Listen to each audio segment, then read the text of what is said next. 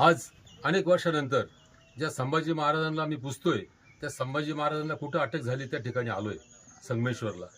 पण ज्या ठिकाणी अटक झाली तो वाडा बघून अतिशय खेद झाला.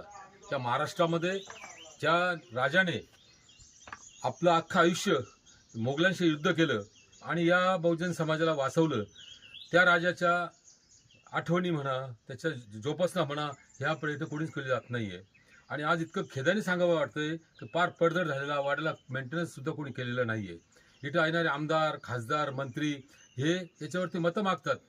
त्या संभाजी महाराजांनी वयाच्या 16व्या वर्षी 16 भाषा अवगत केल्या, बुद्धभूषणसारखं पुस्तक लिहिलं, 120 लढाया कधी न हरणारा राजा, युद्धामध्ये कधीच न हरणारा, मागं बघून मारणारा आणि 40 दिवस मृत्यूशी झुंज देणारा राजा, हे जगात दुसरा कोणी नाहीये. अशा राजाच्या आठवणी समाजासमोर एक प्रेरणास्थान आहे आणि ते प्रेरणास्थान जपायची जबाबदारी आम्हा बहुजन समाजाच्या सगळ्या लोकांची आहे. बहुजन समाजाच्या सगळ्या लोकांना बरोबर घेऊन चालणारा हा राजा हे बघून अतिशय दुःख आणि आवेदना होते मला, की ज्या आम्ही आता राजगडावर गेलो होतो तिथे अवस्था तीच आहे. फक्त शिवाजी महाराजांचे जय भवानी जय शिवाजी म्हणायचं आणि त्यांच्या नावावर मतं मागायचे. पण ज्या राजांनी या देशाला एक सगळ्या मोगलांना आयुष्यभर झुंजवलं, आपल्या सर्वांना हिंदू म्हणून राहण्याचा जो अधिकार दिला, गोरक्षक हिंदू पालक ज्या शक्ती घेतो आपण, त्यांची अवस्था बघितल्यावरती अतिशय दुर्दैव होतंय. मला सर्व तरुणांना आव्हान करायचंय की आपण आपल्या मतदारसंघातील आमदार, खासदार, जे नेते मंडळी, बहुजन समाजाचे लोक आहे, त्यांना आव्हान करा की आपल्या राजाने जिथं बलिदान दिलं, जिथं आपल्या राजांचा घात झाला, असे ठिकाणं आपण जोपासले पाहिजे. पुन्हा एकदा सगळ्या तरुण पिढीला विनंती करतो की आपण प्रश्न विचारा आमदारांना, खासदारांना, मंत्र्यांना. ज्या लोकांनी आयुष्यात काहीच केलं नाही अशांचे स्मारक उभे केले, पण ज्या माणसांनी आपल्या समाजाकरता लढले त्यांच्याकरता काही नाही. हे दुर्दैव इतकं मोठं नाही. आपल्या अंगात काय पाणी वाहतंय, प्रत्येकाच्या अंगात रक्त वाहतंय. आपण रक्तरंजित क्रांती केली पाहिजे.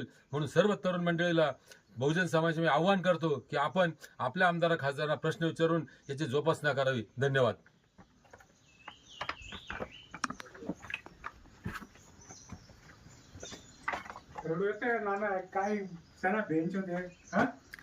वाड्याची झालेली दुरावस्था,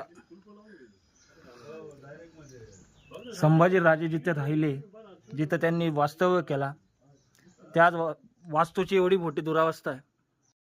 असं आपल्या इथे पुरातन विभाग म्हणून एक विभाग आहे. काही कारण विचारले का पुरातन विभाग सांगतात, सेंट्रल गव्हर्नमेंटचं नाव घेतात. पण या महाराष्ट्र सरकारला मला विनंती करायची आहे की आपण या मराठ्यांचं ज्यांनी स्वराज्य स्थापन केलं ते जपन करण्याकरता या पुरातन विभागाकडनं शासनाकडे घ्यावं आणि या ठिकाणी चांगल्या प्रकारची व्यवस्था निर्माण करावी आणि तरुण पिढीला एक प्रेरणास्थानास उभं राहील अशा प्रकारचे प्रेरणास्थान उभं करावं अशी विनंती करतो.